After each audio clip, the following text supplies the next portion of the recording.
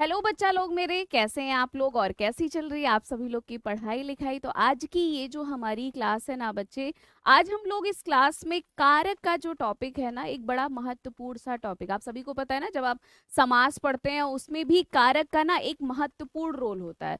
तो आज हम लोग इस क्लास में कारक से संबंधित जितनी भी महत्वपूर्ण बातें हैं वो सारी बातें करने वाले हैं। यानी कि आज के बाद अब आपको कारक में कोई भी परेशानी नहीं होगी। कोई भी क्वेश्चन अगर आपसे पूछ लिया जाएगा कारक का ना, तो आप फटाफट चुटकी बजा के कर ले जाएंगे। तो चलिए फिर चलते हैं क्लास की तरफ। आज हम लोग इस क्लास में क्या क्या पढ़ने वाले हैं, तो सबसे पहले हम लोग जानेंगे कि भाई ये जो कारक है ये आखिर होता क्या है।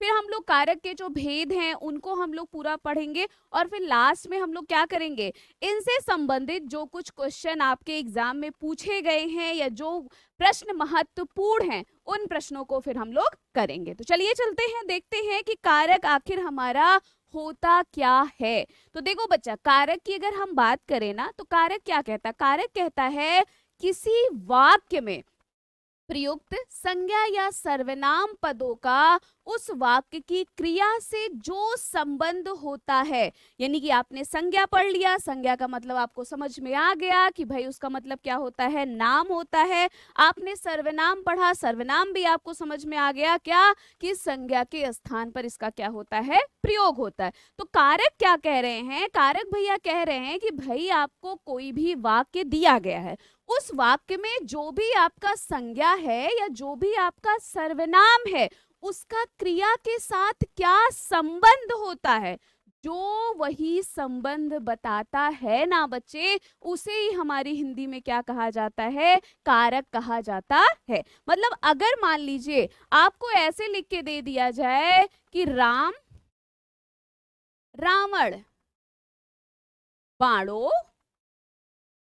मारा, तो क्या ये एक अर्थ दे पा रहे हैं? क्या इसमें संज्ञा का जो क्रिया के साथ संबंध है वो संबंध हमें पता चल पा रहा है? नहीं ना बच्चे। लेकिन अगर यहीं पे हम इसको ऐसे लिख दें कि राम ने किसको, रावण को, किससे, बाणों से क्या किया, बाणों से मारा। जैसे ही हमने इसको ऐसे लिखा वैसे ही हमें इस वाक्य का पूरा अर्थ क्या होने लगा, पता चलने लगा। तो भाई वही, अब हमें पता चल गया कि राम यहाँ पे क्या है, कर्ता है। हमें पता चल गया कि रावण यहाँ पे क्या है, उनके ऊपर जो कर्ता कार्य कर रहा है उसका क्या पड़ रहा है, प्रभाव पड़ रहा है, कर्म है। यहाँ पे क्या है, बाण क्या है, यहाँ पे जो बाण है वो आपका करण कारक है। वो किस रूप में प्रयोग कर रहे हैं राम जी, साधन के रूप में प्रयोग कर रहे हैं। ठीक है, अब ये पॉइंट समझ में आ गया ना कि कारक क्या है।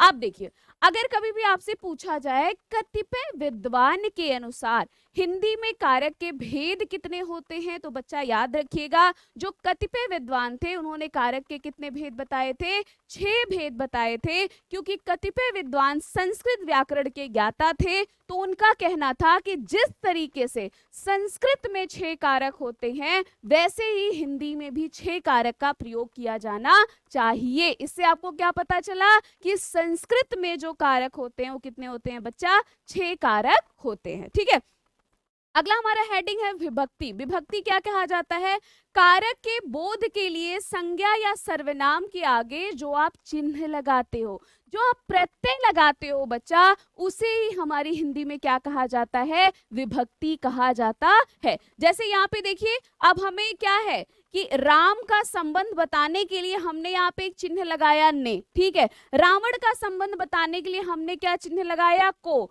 बाणों का संबंध बताने के लिए हमने क्या लगाया, से। तो यही बच्चा, यही जो हमने चिन्ह लगाया ना, उन्हें ही हमारी व्याकरण में क्या कहा जाता है, विभक्ति कहा जाता है। और कुछ लोग इसे क्या कहते हैं, परसर्ग भी कहते हैं। मतलब क्या है कि अगर मान लीजिए आपको विभक्ति नहीं दिया है, उसकी जगह परसर्ग शब्द का प्रयोग कर दिया गया है, तो भी आपको हैरान परेशान होने की बिल्कुल भी आवश्यकता नहीं है। ठीक है ना, क्लियर हो गया ना, कारक क्या है, विभक्ति क्या है। अब देखिए, कारक जो अभी हमने आपको पढ़ाया है, कारक क्या है, सबसे पहला जो बच्चा हमारा है वो क्या है, कर्ता कारक।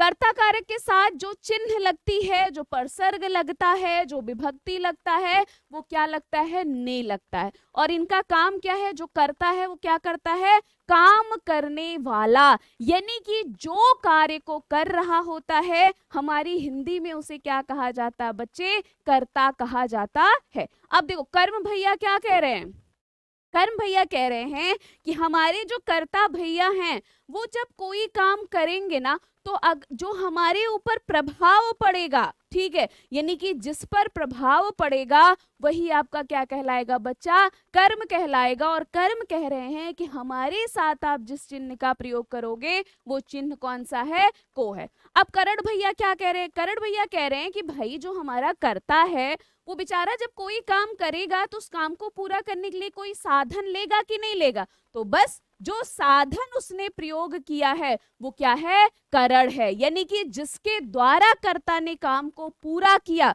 वो आपका क्या है, करण है। करण के साथ से या फिर द्वारा चिन्ह का क्या किया जाता है, प्रयोग किया जाता है। अब संप्रदान भैया क्या कह रहे हैं, संप्रदान भैया कह रहे हैं कि भाई जो कर्ता होगा वो किसी के लिए कुछ करेगा ना, तो भाई जिसके लिए वो कार्य को कर रहा होगा वो संप्रदान, और संप्रदान के साथ जो विभक्ति चिन्ह लगेगा वो क्या लगेगा बच्चा, को या फिर के लिए विभक्ति चिन्ह का प्रयोग किया गया है।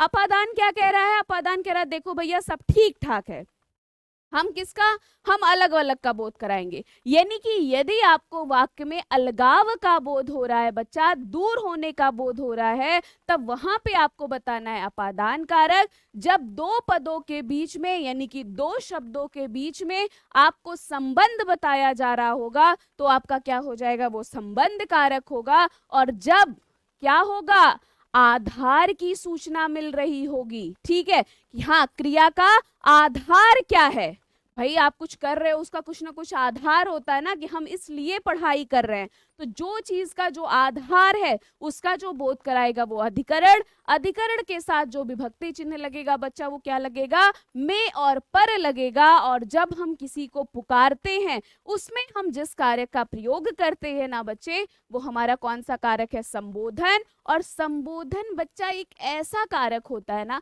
जिसमें किसी प्रकार की विभक्ति चिन्ह का प्रयोग नहीं किया जाता है, यानी कि ये जो आप हे, अरे, अजी, ये सब शब्द पढ़ते हो ना, ये शब्द कौन से होते हैं, किसी को पुकारने के शब्द होते हैं, किसी को संबोधन करने के शब्द होते हैं, ना कि किसी प्रकार का ये विभक्ति चिन्ह होता है। क्लियर हुआ सभी का, समझ गए ना। प्रश्न अगर किसी भी तरीके से पूछ लिया जाए करण में कौन सी विभक्ति का प्रयोग किया जाएगा, फटाक से बताएंगे, ठीक है।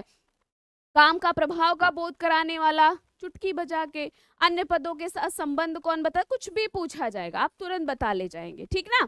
अब देखो अगला पॉइंट्स कह रहा है हिंदी व्याकरण में जो भाई आप विभक्ति प्रयोग करते हो ना वो दो तरीके का प्रयोग करते हो। अभी जैसे आपने परिभाषा में पढ़ा कि जो कारक है वो किसका संबंध बताता है, संज्ञा और सर्वनाम का जो संबंध है वो क्रिया के साथ बताता है, यानी कि या तो बच्चा हमारी जो विभक्ति चिन्ह होगी वो संज्ञा के साथ लगी रहेगी, या हमारी जो विभक्ति चिन्ह होगा वो किसके साथ लगा रहेगा, सर्वनाम के साथ लगा रहेगा। तो यहाँ पे यही बात कही गई है कि दो प्रकार की विभक्ति चिन्ह होती है, एक होती है विश्लिष्ट और दूसरा क्या होता है, श्लिष्ट। और विश्लिष्ट कब होगा, जब आपका विभक्ति चिन्ह संज्ञा के साथ लगा रहेगा, यानी कि आप लिख के आपको दिया जाए मेज पर, कमरे में, अब ये क्या है, ये संज्ञा के साथ लगा हुआ है, तो जब आपकी विभक्ति चिन्ह क्या होगा, संज्ञा के साथ लगा होगा तो वो विश्लिष्ट। जब विभक्ति चिन्ह आपका क्या होगा, सर्वनाम के साथ लगा रहेगा, जैसे तुम्हारे लिए, अब यहां पे जो हो जाएगा वो आपका क्या हो जाएगा, श्लिष्ट हो जाएगा। इतना सभी को क्लियर हो गया ना, चलो वेरी गुड, बहुत बढ़िया। अगला देखिएगा, सबसे पहला हमारे कौन भैया हैं, सबसे पहले जो हमारे भैया हैं वो है कर्ता भैया।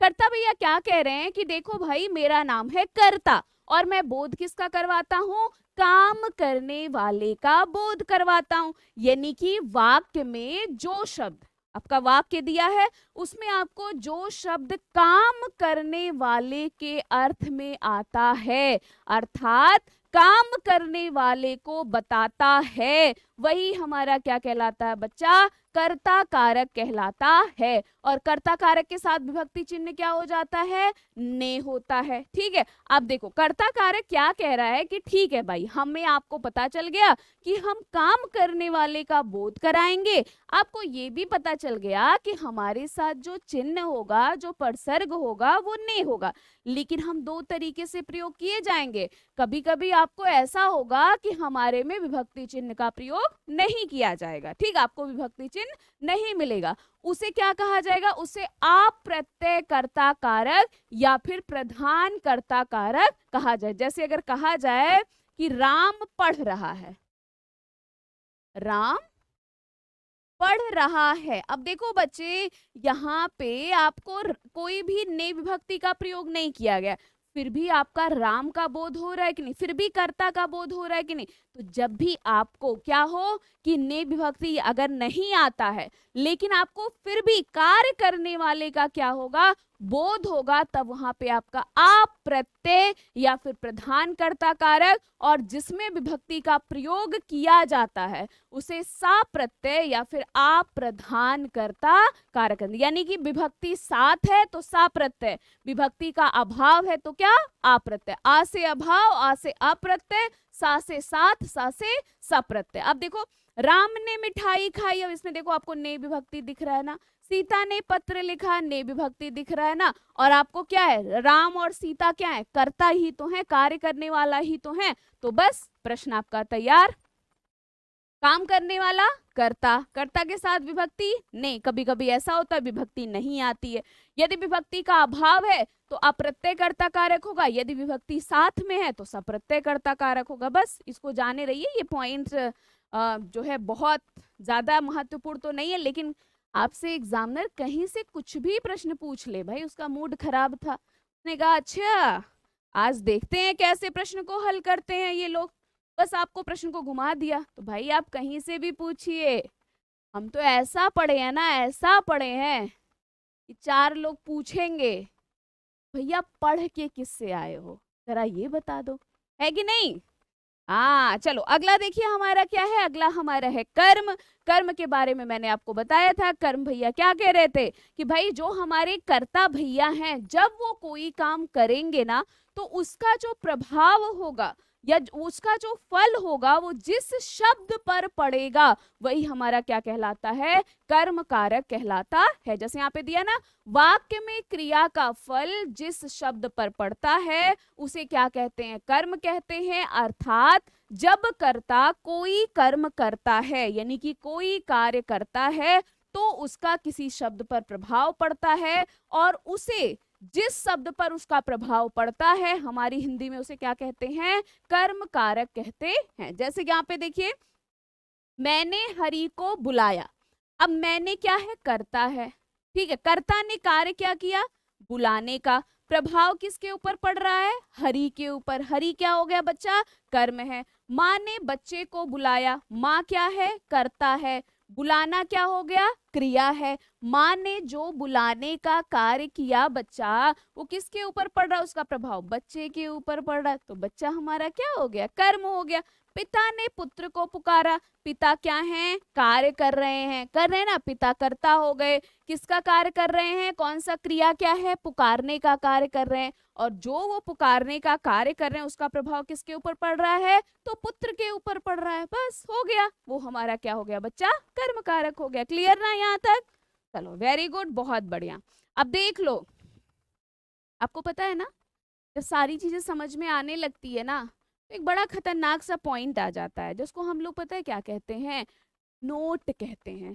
क्या कहते हैं, नोट। और नोट पॉइंट ना बड़ा खतरनाक होता है। ये क्या कहता है कि पहला पॉइंट, ये जो नोट होते हैं ना, यही एग्जामिनर यही हमसे पूछते भी हैं, क्योंकि उनको पता होता है अगर मैडम पढ़ाई होंगी तो ठीक है, नहीं पढ़ाएंगी तो आज तो प्रश्न गलत ही होगा। देखो क्या कह रहा है, अब आप पढ़ के जाओगे, गलती से भी गलत मत करना। देखो पहला पॉइंट कह रहा है, यदि क्रिया कहना या पूछना के अर्थ में आता है, यानी कि जो आपकी क्रिया है वो या तो कहने के अर्थ में आए या तो पूछने के अर्थ में आए, तो वहां पे को विभक्ति का, ठीक है, किसका, को की जगह, को विभक्ति की जगह क्या हो जाता है, से विभक्ति का प्रयोग किया जाता है। लेकिन जो उसका अर्थ होता है वो क्या होता है, को ही होता है, यानी कि वो क्या हो जाता है, कर्म में आता है। मतलब आपकी भाषा में मैं सिंपल सा आपको समझाती हूँ।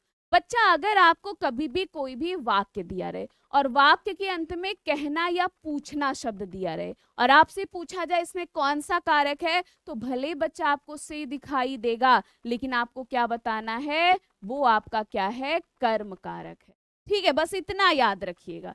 क्यों कर्म कारक है, आओ देखते हैं। देखो, राम करता हुआ ना, कहने का कार्य किया। अब देखो, एक तो बैठेगा नहीं कि राम ने श्याम को कहा, बैठ नहीं रहा, वाक्य हमारा सही नहीं हो रहा है।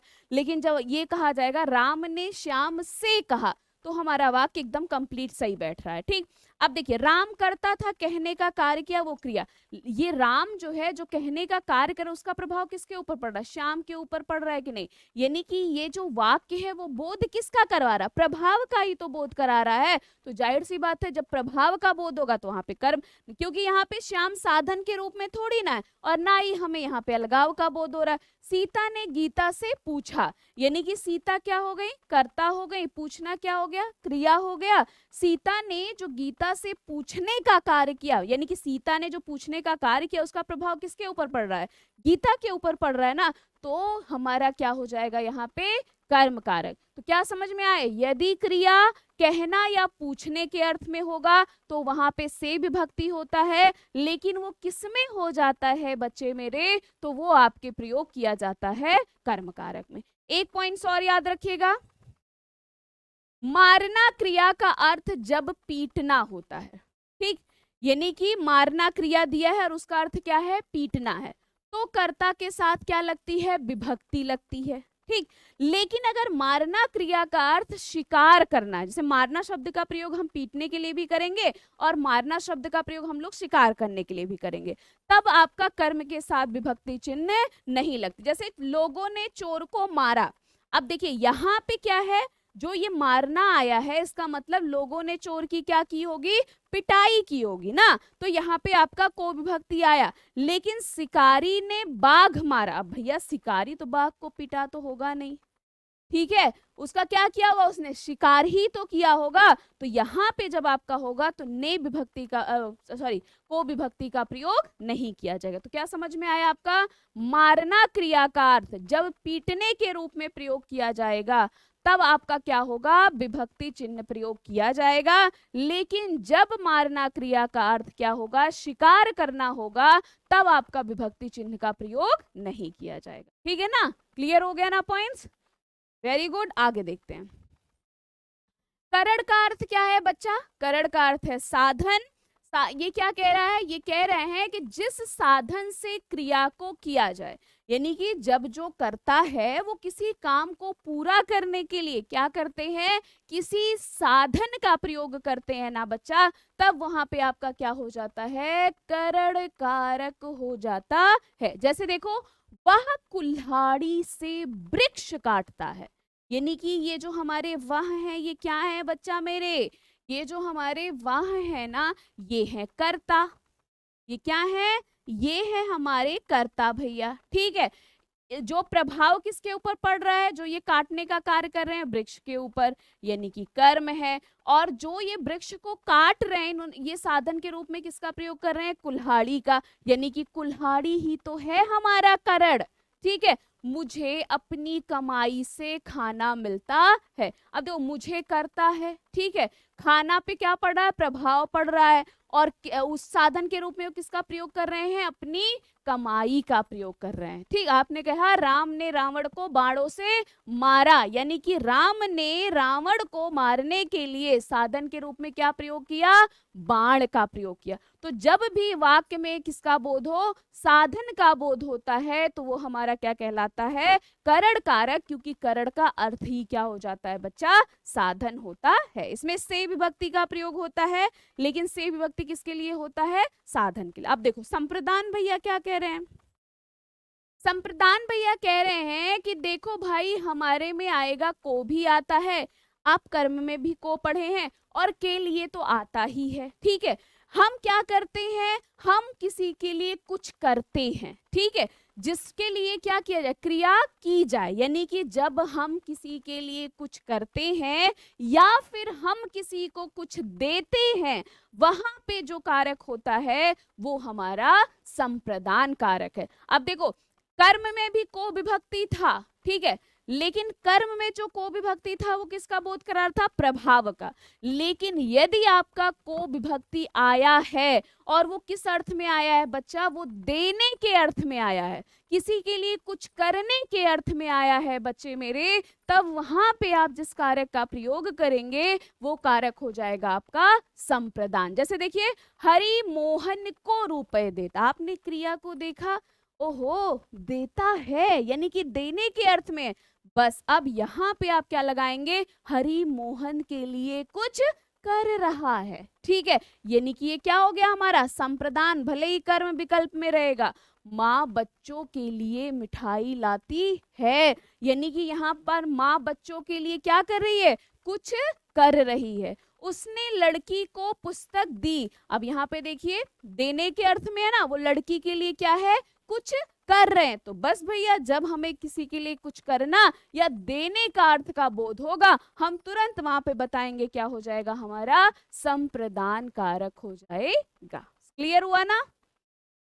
तो कोई भी प्रश्न पूछा जाए, चाहे वो वाक्य के माध्यम से पूछा जाए या फिर ऐसे ही पूछा जाए, आप फटाफट प्रश्न को कर ले जाएंगे। अब देखो, अपादान भैया क्या कह रहे हैं, अपादान भैया कह रहे हैं कि भाई देखो, हमारे जो संज्ञा और सर्वनाम है ना, जब हम उनसे अलग होने, दूर होने, तुलना करने या सीखने का भाव यदि वो बोध करवाएंगे ना, तो बस वहां पे कौन हो जाएगा, हम हो जाएंगे। यानी कि क्या हो जाएगा वहां पे, अपादान कारक हो जाएगा बच्चे। देखो यहाँ पे लिखा है ना, संज्ञा या सर्वनाम के जिस रूप से अलग होने, दूर होने, तुलना करने अथवा सीखने के भाव का बोध होता है, हमारी हिंदी में उसे कौन सा कारक कहा जाता है बच्चा, अपादान कारक कहा जाता है। जैसे बचपन से पढ़े हो, वृक्ष से पत्ते गिरते हैं, संस्कृत में भी वही पढ़ा है, वृक्षम पत्रम पताति, यानी कि वृक्ष से पत्ते अलग हो रहे हैं। और भाई जब अलग होने का बोध होगा तो ये, ठीक है, प्लेटफॉर्म से गाड़ी निकल गई, यानी कि प्लेटफॉर्म से गाड़ी क्या हो गई, दूर हो गई है, अलग हो गई है। और एक पॉइंट्स और बच्चा, मोस्ट इंपॉर्टेंट, जहां पर वाक्य में शर्म, प्रेम, घृणा या ईर्ष्या का भी भाव होगा ना, वहां पे आप तुरंत बताएंगे कौन सा कारक होगा, अपादान कारक। जैसे तुम्हें सीता से ईर्ष्या नहीं करनी चाहिए। अब देखो, से विभक्ति आया है और वाक्य में किसका बोध हो रहा है, ईर्ष्या का बोध हो रहा है, वहां शर्म से पानी पानी हो गया। अब देखिए, से शब्द का प्रयोग किया गया है, क्या आ रहा है, शर्म आ रहा है। तो जब भी वाक्य आपका दिया रहे और वहां आपको शर्म, प्रेम, घृणा या ईर्ष्या का भी भाव का बोध होगा ना बच्चा, वहां पे आप क्या लगा देंगे, आप अपादान। राम श्याम से क्या है, श्रेष्ठ है। यहाँ पे देखिए, हम राम और श्याम की क्या कर रहे हैं, तुलना कर रहे हैं, और जब तुलना का बोध होगा तब भी वहां पे कौन सा कारक हो जाएगा, अपादान। गांव जंगल से दूर है, यानी कि अब यहाँ पे किसका बोध हो रहा है, दूर होने का बोध हो रहा है। राम श्याम से अच्छा है, ठीक है, सीता गीता से सुंदर है, नदी क्या, हिमालय से नदी निकलती, गंगा निकलती है, चूहा बिल से भाग गया, कुछ भी ऐसा लिख के दे दे। बस आपने वाक्य को पढ़ा और आपको दूर होने, तुलना होने या फिर क्या सीखने या फिर क्या है, ईर्ष्या, प्रेम, घृणा, इन सब का यदि वाक्य से बोध कराया तो बस आपको तुरंत बता देना है वहां पे जो कारक होगा वो कौन होगा बच्चा, अपादान होगा। डन सभी का? देख रहे ना कितना इजी है।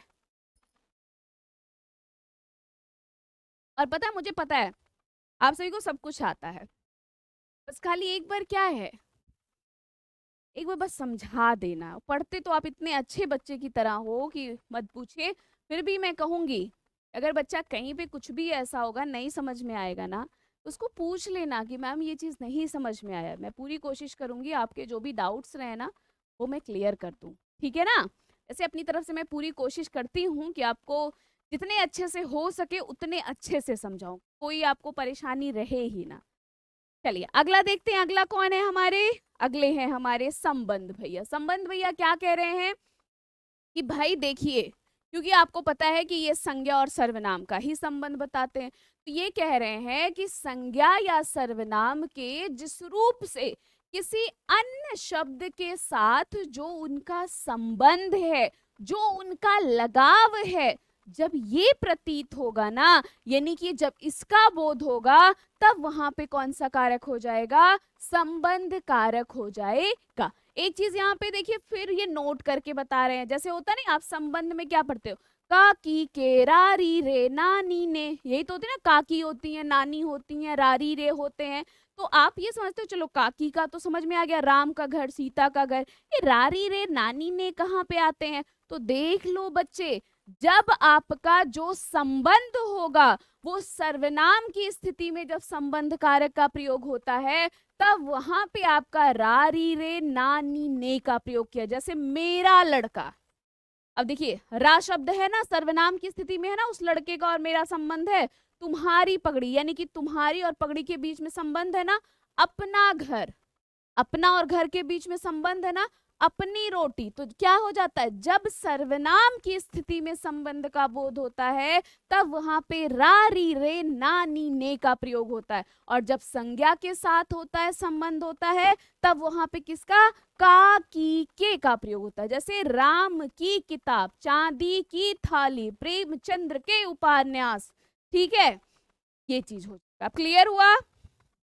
सर्वनाम की स्थिति में किस प्रत्यय का प्रयोग किया जाता संबंध कारक में, आप तुरंत बताएंगे, रारी रे नानी ने।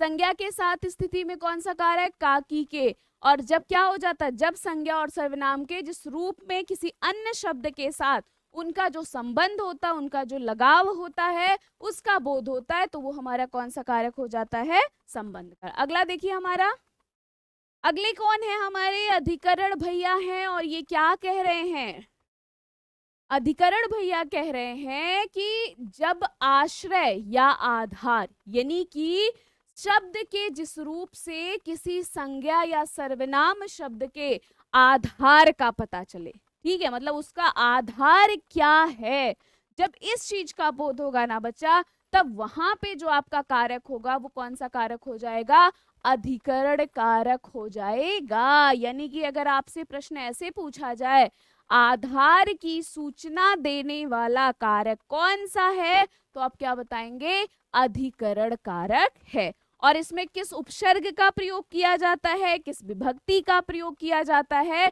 तो इसमें में और पर आते हैं। और जो ये में और पर है ना, यही आकर बच्चा आपको सूचना किसकी देते हैं, आधार की सूचना देते हैं। जैसे देखिए, नाव नदी में तैर रही है, यानी कि नाव के तैरने का जो आधार है वो क्या है बच्चा, वो नदी है, ठीक है। मतलब में शब्द आने से हमें पता चल रहा है ना कि उसके तैरने का आधार क्या है, वो नदी।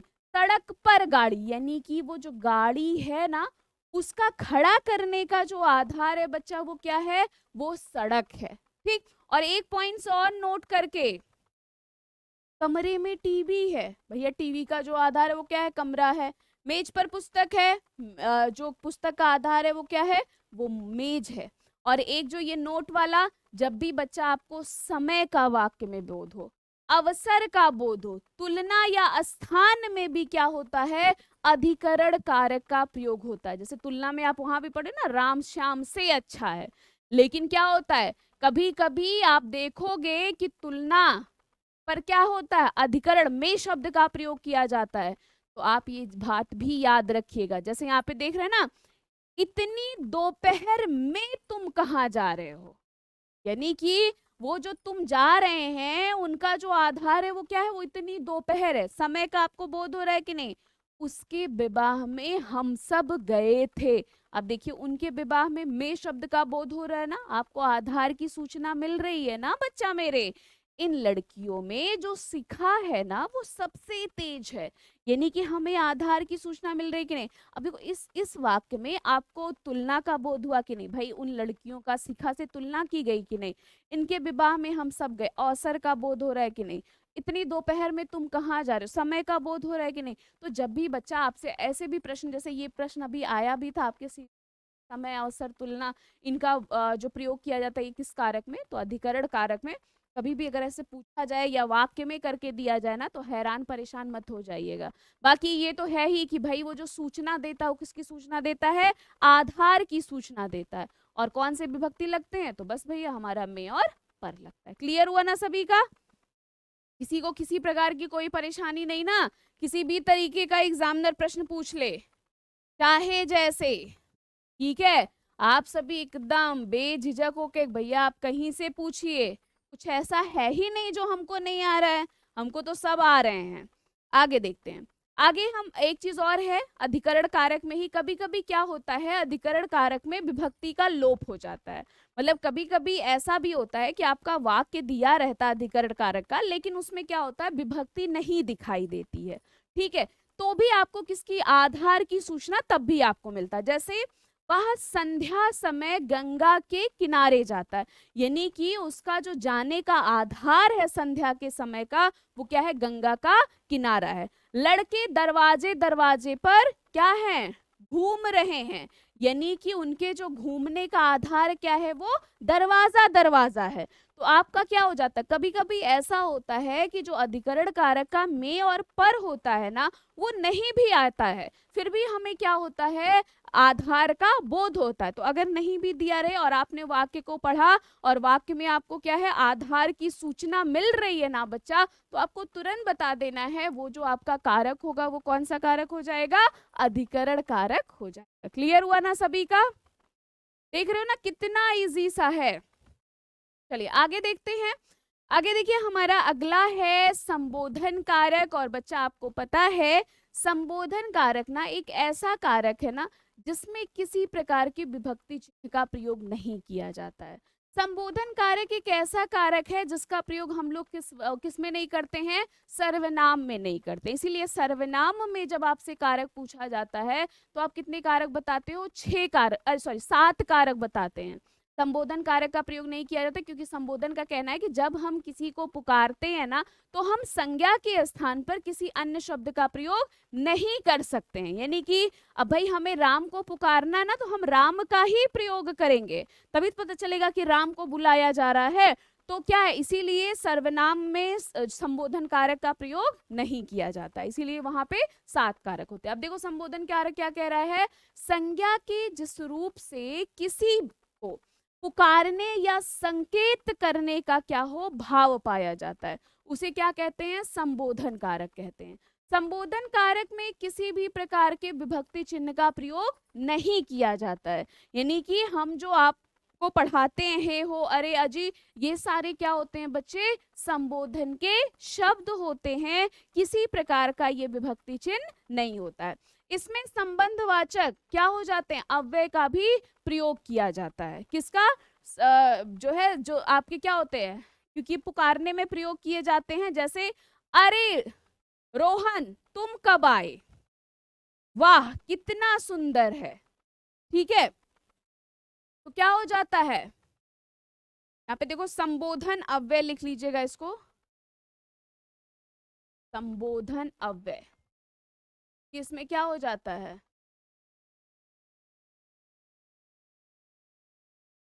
आप सभी संबोधन अव्यय का प्रयोग होता है।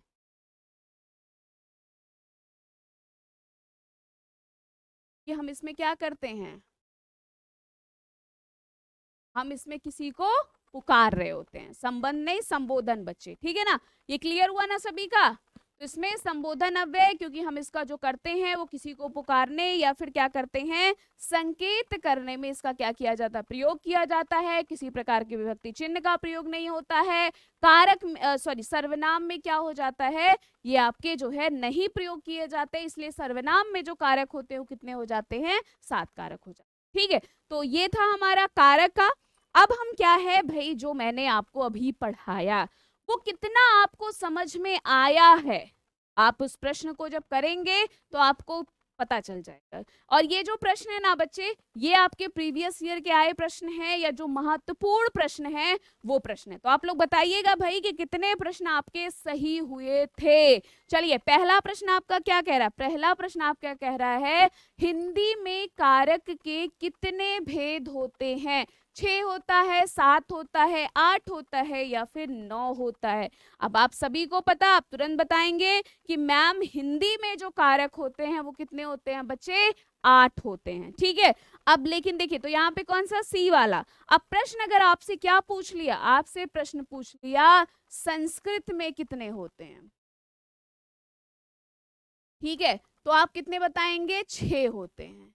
अगर आपसे प्रश्न पूछा कतिपय विद्वान के अनुसार कारक कितने होते हैं, कतिपय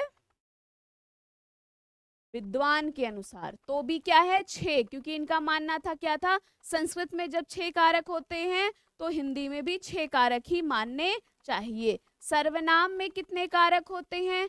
तो 7 कारक। ठीक है, विभक्ति रहित कितने कारक होते हैं, यानी कि कितने कारक हैं जिसमें विभक्ति का प्रयोग नहीं किया जाता है? तो आप सभी को पता है सिर्फ संबोधन कारक एक ऐसा कारक है जिसमें विभक्ति का प्रयोग नहीं किया जाता है, तो एक। और अगर आपसे प्रश्न पूछा जाएगा कि विभक्ति सहित कितने कारक होते हैं, तो भाई क्या हो जाएगा? अब 8 कारक हिंदी में होते हैं, तो आप बताओगे 7 कारक जो होते हैं वो विभक्ति सहित होते हैं। देखो, सारे प्रश्न, एक प्रश्न से आपके बहुत सारे प्रश्न तैयार हो गए। अगला है वह अगले वर्ष आएगा। इस वाक्य में कौन सा कारक है? मतलब उनके क्या है? अपादान, संबंध, अधिकरण या फिर कर्म कारक। अब देखो, यहाँ पे क्या है? उनके जो आने का अब आधार है वो क्या है बच्चा? वो अगला वर्ष है। और आप सभी को पता है कि जब आधार की सूचना मिलती है ना, तब वहां पे जो हमारा कारक हो जाता है वो कौन सा कारक हो जाता है? अधिकरण कारक हो जाता है। और अधिकरण कारक में कभी भी अगर आपसे पूछ लिया जाए विभक्ति चिन्ह कौन सा होता है, तो बस आप तुरंत बता देंगे में और पर होता है। कभी कभी में और पर हमें नहीं भी दिखाई देता है, फिर भी हमें किसकी सूचना मिलती है? आधार की सूचना मिलती है। अगर समय, अवसर या फिर तुलना, ऐसे सब का अगर कभी कभी क्या होता है, हमारा जो अधिकरण कारक होता है वो भी क्या करता है? इनका बोध कराता है। डन ना सभी का? चलो, वेरी गुड। अगला प्रश्न हमारा है वृक्ष से पत्ते गिरते हैं। एग्जामिनर का सबसे फेवरेट क्वेश्चन, जिनको बचपन से हम लोग पढ़ रहे हैं। अपादान, कर्म, करण, अधिकरण क्या है? अब देखो, वृक्ष से पत्ते गिरते हैं यानी कि क्या हो रहे हैं? वृक्ष से पत्ते क्या हो रहे हैं? अलग हो रहे हैं। तो जब हमें अलगाव का बोध होता है, वहां पे जो हमारा कारक हो जाता है बच्चा, वो कौन सा कारक हो जाता है? अपादान कारक होता है। और अपादान कारक में जो विभक्ति होती है वो क्या होती है? से, यानी कि अलग होना, दूर होना, तुलना होना, ईर्ष्या, प्रेम, ठीक है, घृणा, इन सब का जो बोध कराता है वो कौन कराता है बच्चा? हमारा अपादान कारक करवाता है। क्लियर हुआ ना सभी का? चलो, वेरी गुड। छात्र कक्षा डैश डैश पढ़ता है। में पढ़ता है, पर पढ़ता है, को पढ़ता है, शे पढ़ता है। जो छात्र है वो कक्षा में पढ़ता है, पर पढ़ता है, को पढ़ता है या से पढ़ता है? तो बस छात्र जो है वो कक्षा में पढ़ता है। ठीक है, यानी कि क्या है? आपका जो ए वाला विकल्प होगा वो इस प्रश्न का एकदम सही उत्तर है। जो छात्र है वो कहाँ पढ़ता है? वो कक्षा में पढ़ता है, यानी कि छात्र के जो पढ़ने का आधार है वो क्या है? वो कक्षा है। और आधार की जब सूचना दे दिया जाए तो हमारा वहां पे जो कारक हो जाता है बच्चा, वो कौन सा कारक हो जाता है? अधिकरण हो जाता है। कारक की विभक्ति का अन्य नाम है काल, चिन्ह, परसर्ग या फिर क्रिया। कारक में जो विभक्ति होती हैं उन्हें हम लोग अन्य नाम से क्या जानते हैं? उन्हें क्या कहते हैं? तो उन्हें परसर्ग के नाम से जाना जाता है ना, जो है। तो हमारा जो सी वाला विकल्प है वो क्या हो जाएगा आप सभी का एकदम सही उत्तर। अगला प्रश्न है मोहन की पुस्तक मेरे पास है। अब आपको बताना है मोहन की पुस्तक में कौन सा कारक है? संबंध, अधिकरण, अपादान या फिर कोई नहीं? मोहन की पुस्तक क्या है, मेरे पास है। तो मोहन का और पुस्तक का क्या है, संबंध कारक होगा, अधिकरण कारक होगा, अपादान कारक होगा, या फिर इनमें से कोई विकल्प नहीं होगा। वेरी गुड, बहुत बढ़िया। तो क्या हो जाएगा, संबंध कारक हो जाएगा ए वाला जो विकल्प, क्योंकि मोहन का और उस पुस्तक का क्या है बच्चा, संबंध है। और जब हमें दो शब्दों या पदों के बीच में संबंध का बोध होता है तो वो क्या हो जाता है, संबंध कारक। और संबंध कारक में जो विभक्ति चिन्ह लगते हैं वो कौन से लगते हैं बच्चा, वो लगते हैं आपका का, की, के। और जो का की लगते हैं वो किसके साथ लगते हैं, संज्ञा के साथ। और हमारा क्या लगता है बच्चे, रा री रे। और क्या लगता है, नानी ने। और ये किसके साथ लगते हैं, तो ये लगते हैं सर्वनाम के साथ। ठीक है ना बच्चा, वेरी गुड, बहुत बढ़िया। आगे देखते हैं, चाय मेज पर रख देना। चाय कहाँ रख देना, मेज पर रख देना। आप देखो यहाँ पे क्या है, चाय के रखने का जो आधार है वो क्या है, वो मेज है ना। तो जब आधार का बोध होगा तो वहां पे कारक कौन सा हो जाता है, अधिकरण हो जाता है। तो हमारा जो डी वाला विकल्प हो जाएगा ना, वो इस प्रश्न का एकदम सही उत्तर। का के की चिन्ह है, संबंध कारक का, अपादान कारक का, अधिकरण कारक का, या फिर किसी का नहीं। तो आपका का के की है, ये चिन्ह किसके हैं, वेरी गुड। ये किसका बोध कराते हैं, ये बोध कराते हैं किसका, संबंध का, रारी रे नानी ने। ठीक है, तो हमारा ए वाला विकल्प। वाक्य में जिसकी सहायता से कार्य किया जाता है उसे कौन सा कारक कहते हैं, कर्म, करण, संबोधन, या फिर कोई नहीं। वाक्य में जिसकी सहायता से कार्य किया जाता है उसे क्या कहते हैं, वेरी गुड, उसे कहते हैं करण कारक। यानी कि जो साधन है वो कौन है, वो है करण। इसके साथ विभक्ति क्या लगती है, से। बोध करवाता है किसका, साधन का। कर्म में विभक्ति क्या होता है बच्चा, को। और ये किसका बोध कराता है, ये प्रभाव का बोध कराता है। ठीक है, संबोधन किसका बोध कराता है, तो पुकारने का। और किसी प्रकार की कोई विभक्ति चिन्ह नहीं होती। ठीक है, तो यहाँ पे हमारा कौन सा, भाई पूछा गया है जिसकी सहायता से कार्य किया जाए, यानी कि जो आपका साधन होता है वो कौन सा कारक हो जाता है, तो आप क्या बता दोगे, वो आपका करण कारक। हमारा बी वाला, कौन सा कारक चिन्ह दो कारकों में प्रयोग होता है, ने, में, पर, के लिए, से। कौन सा कारक चिन्ह है जिसका प्रयोग आप दो कारकों में करते हो, वेरी गुड, कौन सा है, से। ठीक है, से का प्रयोग किस में किया जाता है, करण में किया जाता है। लेकिन जो करण में होता है वो किस रूप में होता है बच्चे, वो साधन के रूप में होता है। ठीक है, से का प्रयोग किसके लिए करते हो, अपादान के लिए। लेकिन जब अपादान में होता है तो किसका बोध कराता है, अलगाव का। ठीक है, तो यहाँ पे हमारा कौन सा, जो हमारा चौथा विकल्प है वो आपका क्या हो जाएगा, राइट आंसर। ने विभक्ति का क्या होता है, कर्ता में होता है, कभी कभी प्रयोग होता है, कभी कभी नहीं प्रयोग होता है। में पर आप सभी को पता है अधिकरण में होता है। के लिए क्या हो जाता है, किसी के लिए कुछ करने के लिए, संप्रदान में किया जाता है। अगला प्रश्न है हमारा, संबोधन कारक के साथ किस चिन्ह का प्रयोग किया जाता है,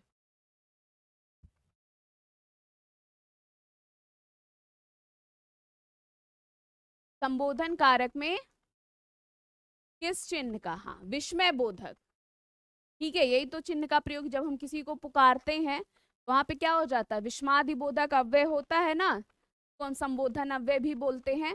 तो वहां पे क्या हो जाता है, जब हम किसी को पुकारने में इस चिन्ह का प्रयोग किया जाता है, यानी कि आपका ए वाला जो विकल्प हो जाएगा वो इस प्रश्न का राइट आंसर। कारक कहलाते हैं संज्ञा को क्रिया से जोड़ना, सर्वनाम को क्रिया से जोड़ने वाले शब्द, संज्ञा या सर्वनाम को क्रिया से जोड़ने वाले जो चिन्ह होते हैं, इनमें से कोई नहीं। कारक, वेरी गुड, बहुत बढ़िया, कारक कहलाते हैं। क्या है, अभी आपने शुरू में ही पढ़ा है, संज्ञा या सर्वनाम को क्रिया से जोड़ने वाले जो होते हैं वही क्या हो जाते हैं, कारक। यानी कि यदि आपका कोई भी वाक्य दिया है और उस वाक्य में कारक का प्रयोग नहीं किया है तो समझिए उस वाक्य का कोई भी अर्थ नहीं होता है, क्योंकि बिना कारक के संज्ञा सर्वनाम का क्रिया के साथ क्या संबंध है, इस संबंध का हमें बोध ही नहीं हो पाता है। ठीक है, तो कौन सा वाला, सी वाला जो विकल्प होगा वो इस प्रश्न का राइट आंसर। तो हम लोगों ने क्या पढ़ा, हम लोगों ने पढ़ा कारक। कारक किसका किसका संबंध, जो संज्ञा है या फिर जो सर्वनाम है उनका संबंध किससे बताते हैं, क्रिया से बताते हैं। ठीक है, हिंदी में कारक कितने हैं, तो हिंदी में हमारे जो कारक थे वो कितने थे, 8 कारक थे। संस्कृत में कितने कारक थे, तो भाई हमारे संस्कृत में 6 कारक हैं। ठीक है, कार्य का कौन बोध कराता है, तो कार्य का बोध कराने वाला क्या है, कर्ता है। ठीक है, प्रभाव का कौन बोध कराता है, तो प्रभाव का बोध कराने वाला कर्म है। साधन का बोध कौन कराता है, तो साधन का बोध कराने वाला करण है। ठीक है, कुछ करने का बोध कौन कराता है, कौन कराता है, संप्रदान करवाता है। अलगाव का बोध कौन कराता है, तो अपादान करवाता है। ठीक है, संबंध बताने का बोध कौन करवाता है, तो संबंध कारक करवाता है। आधार की सूचना कौन देता है, तो क्या बताएंगे, अधिकरण कारक देता है। और पुकारने का बोध कौन कराता है, तो आपका संबोधन कारक कराता है। क्लियर हुआ ना सभी को। ठीक है, तो आज हम लोगों ने क्या पढ़ा, कारक के बारे में क्या है, जितनी भी महत्वपूर्ण बातें थी वो सारी बातें हम लोगों ने पढ़ी है। अपनी तरफ से बच्चा मैंने पूरी कोशिश की है आपको एक एक बात बताने की। फिर भी मैं कहूंगी अगर कहीं पे कुछ भी ऐसा होता है जो चीज आपको नहीं समझ में आता है, आप वो चीज बेझिझक होके पूछेगा कि मैम ये चीज हमें नहीं समझ में आया है। ठीक है, मैं अपनी तरफ से वैसे पूरी कोशिश की हूं बताने के लिए, फिर भी बच्चा, और होमवर्क क्या है, होमवर्क आपका है कि कारक से संबंधित जितने भी प्रश्न मिले, भी क्या है, प्रश्न मिले सभी प्रश्न करके आना है। ये प्रश्न क्या है, करके आना है। ठीक है, ये है आपका होमवर्क। और बाकी अगर कहीं पे परेशानी होगी तो उसे क्या करना है, पूछना भी है कि ये चीज हमें समझ में नहीं आया। ठीक है ना, तो होमवर्क भाई सब लोग होमवर्क करिएगा बच्चा। चीज क्या है, सिर्फ हम आपके लिए मेहनत करेंगे तो वो नहीं मिल पाएगा, आपको भी हमारे साथ क्या करना पड़ेगा बच्चा, मेहनत करना पड़ेगा। और आपको पता है ना बिना मेहनत के कुछ मिलता है ना, तो जितनी मेहनत करोगे उतना, नहीं तो क्या है, अभी अभी लग रहा होगा कि अरे ये सब पता चल गया, सब आ रहा है, फिर भूल जाओ। जब क्वेश्चन करेंगे ना तो कम से कम आपको अपनी गलतियां पता चलेगी, आपको पता चलेगा कि कहाँ हमें ऐसी चीजें थी जो नहीं समझ में आई है।